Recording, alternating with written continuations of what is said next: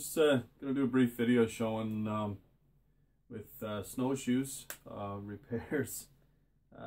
Anybody that uses snowshoes, especially the homemade ones with this type of line, you will have line breaks and cable will be damaged, whatnot, especially if you're using them for cutting firewood and whatever. So anyway, with this one in particular, as you can see, the line is busted and the cable is nicked there. So it's not broken all the way through, it's still very durable and solid. So all I'm going to do is I'm going to unravel the line that's kind of chafed and tore up and get rid of that. And I'll splice, I'll just splice in with some new stuff. I don't have the exact colors, I got blue.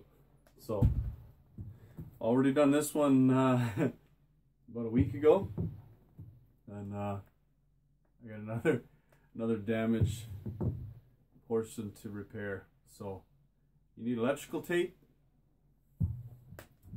In some cases, depending on the frame, you can solder it if it's severely cut, depending on the type of metal that's used for the frame. So excuse me, but in this case it's not, it's just one single strand that's partially broken, so it's not gonna interfere with the strength of the snowshoe. So yeah, you'll need electrical tape, some line, and a lighter. The lighter is just used to heat up on the ends after you tie them together. So I'll as well, you're going to need a knife. So what I'm going to do, I'm not going to bore you with showing me go through cutting the line, tying a knot, splicing in. I'm just using a regular half hitch knot to splice in. Nothing too fancy. I'm not worried about how the snowshoes look, I'm worried about the function of them. So yeah, I'm going to get that going. As well, I just wanted to share, yesterday while out in town,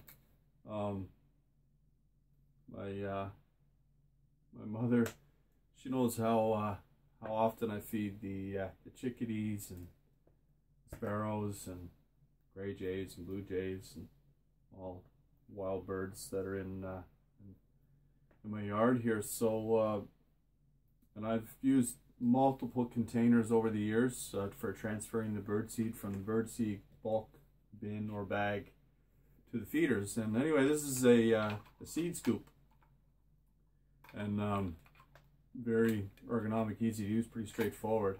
Works with sunflower seeds and regular bird seed, but and you can also hang it up.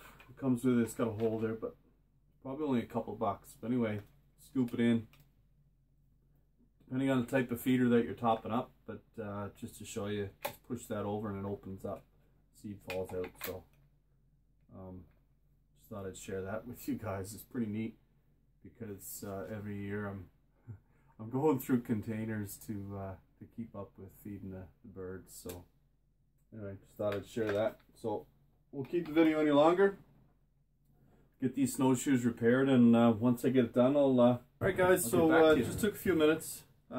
This was the second repair on this one. As you can see, I had to use a little bit more line here. Like I say, just regular half hitch knots. Just make sure that your line is tight, and I don't cut too close to the end of the line at the knot, but close enough where it's not fraying apart when you're in the snow, and just melt it a little bit with the Bic lighter. So that's that one repaired. That's my left boot.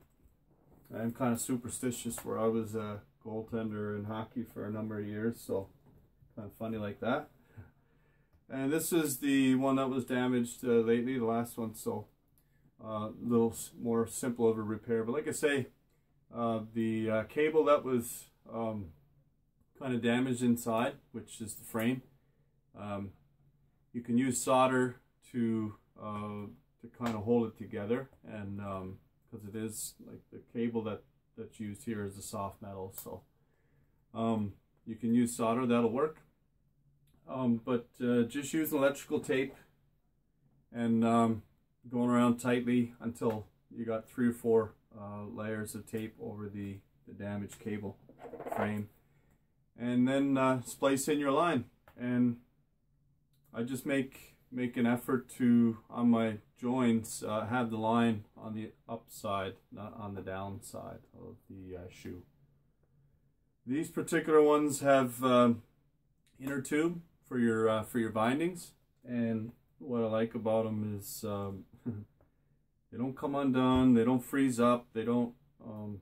There are very few issues with using them, depending on I guess all kinds of conditions. They work well. They are a little bit difficult to get on and off. Depending on your boot size and the boot that you're using, I try and keep using the same size boot. That way I don't have to modify the hole. But if you find that they're too tight, don't cut like a full inch radius around expecting that it's going to fix it. Take a little bit, cut a little bit out at a time, very, very little, like 1/16 of an inch. Try that, see how that goes. If that doesn't work, then go another 1/16 of an inch. But don't go too crazy if you're fine with these bindings, being too tight and difficult to get on and off. But just keep in mind, the harder they are to get on, the harder they are to fall off. So I like these. A fellow that comes in rabbit snaring every year, he's got a cabin just down from me here, a few hundred yards away. Him and his wife come in. They usually spend 6 weeks in here every winter catching rabbits, and this is one of his hobbies. And he charges very little, I think $45 for a set of these. And he does really nice work. He uses whatever style, different sizes.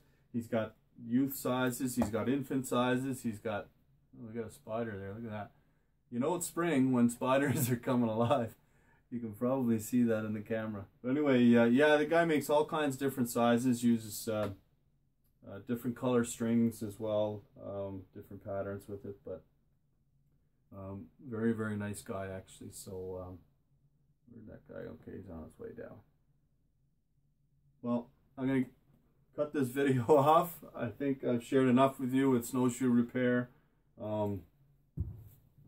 Hopefully I'll get that guy outside now. I hope he doesn't. It's going down to like -14 again tonight, but reaching plus temperatures in the daytime. So that, believe it or not, is the 3rd spider that I've seen today. So he's working his way back up. I guess it is spring after all. So anyways, guys, as always, thanks for watching, and take care.